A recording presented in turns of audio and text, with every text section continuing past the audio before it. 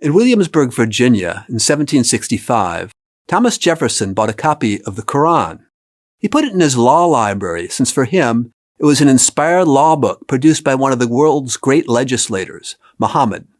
From the 18th century onwards, many European and American leaders saw Muhammad as a symbol of justice and law. Napoleon was among them, as we shall see. Indeed, today, portrayal of Muhammad as one of 18 lawgivers graces the frieze in the central chamber of the U.S. Supreme Court, meant to incarnate the principles of justice that the court upholds. I'm John Tolan, professor of history at the University of Nantes in France.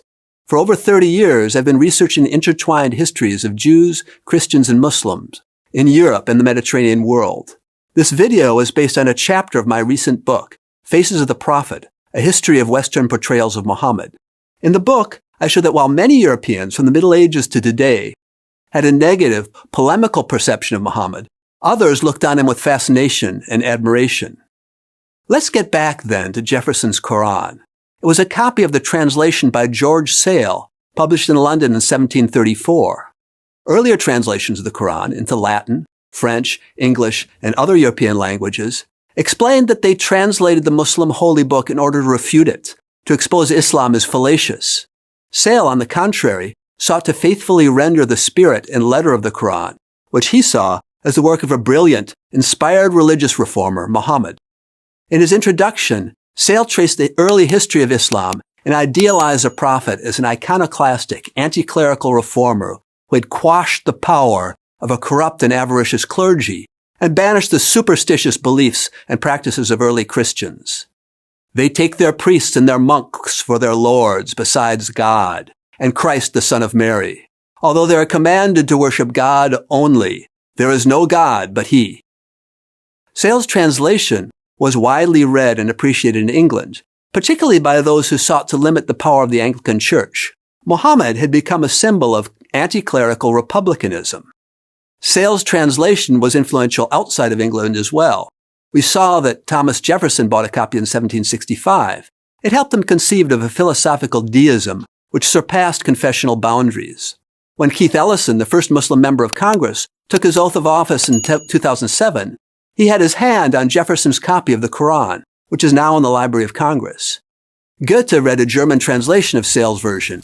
It helped color his evolving notion of Muhammad as an inspired poet, an archetypal prophet. And Voltaire cites with admiration Sale's translation. In his World History, the Essai sur les Mœurs, he presents Muhammad as a fanatique de bonne foi, an inspired reformer who abolished superstitious practices and eradicated the power of a corrupt clergy. Indeed, by the end of the century, writers such as English Whig Edward Gibbon, an avid reader of both Sale and Voltaire, saw Muhammad as a great man, charismatic leader, reformer, and legislator of the Arab nation. Napoleon, thanks to his reading of the Quran, styled himself as a new Muhammad. Claude-Étienne Savary produced a new French translation of the Quran in 1783. He wrote his translation in Egypt. There, surrounded by the music of the Arabic language, he sought to render into French the beauty of the Arabic text. Like Sale, he wrote a long introduction in which he presents Muhammad as a great, extraordinary man, a genius on the battlefield, and a man who knew how to inspire loyalty among his followers. Napoleon read this translation on the ship that took him to Egypt in 1798. He took inspiration from Savary's portrait of Muhammad as a brilliant general, sage lawgiver, and charismatic leader. Napoleon sought to be a new Muhammad and hoped that Cairo's religious elite would accept him and his French soldiers as fellow Muslims come to liberate Egyptians from Ottoman tyranny. Napoleon even claimed that his own arrival in Egypt had been predicted in the Quran. If Bonaparte saw himself as a new Muhammad, he wasn't alone in that assessment.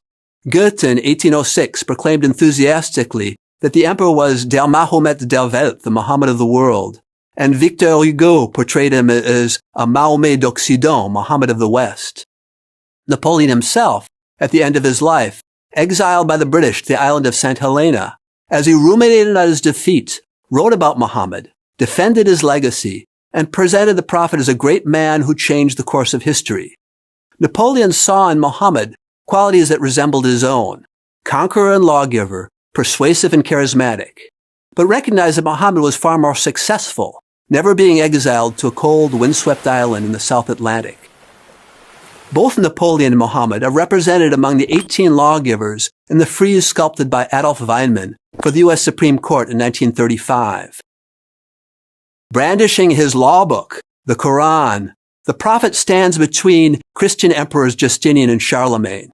For Weinmann, the U.S. Supreme Court epitomizes universal principles of justice embodied by historical figures to diverse cultures, from ancient Egypt and China to 20th century America. The representation of Muhammad stands tall among these historical figures of law and justice, just as he had in the writings of Enlightenment authors like Voltaire and Jefferson.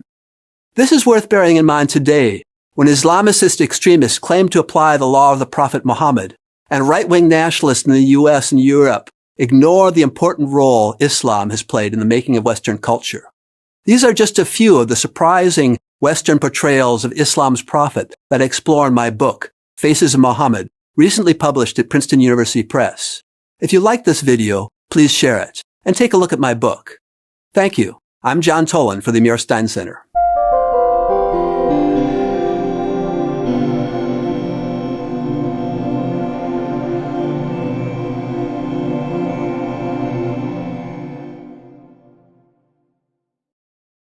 If you want to see more content like this, make sure to like, share, subscribe, and hit the bell notification so you don't miss any new videos.